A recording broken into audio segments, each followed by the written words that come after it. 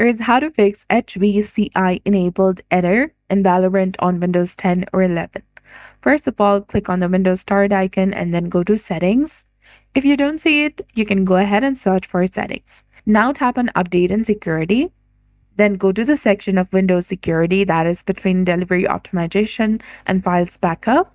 And here find Device Security option, which is between App and Browser Control and Device Performance and Health.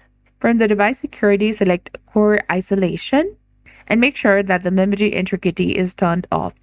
Then after, restart your computer.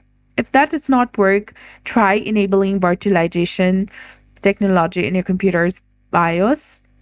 The steps for this vary depending on your computer. If that's disabled, enable it, and this enables CPU virtualization as well. And that should definitely help you fix the problem. So that's it for this video. I hope you found this video helpful. If you did, please like, share, and subscribe. Thanks for watching. We'll see you again in the next one.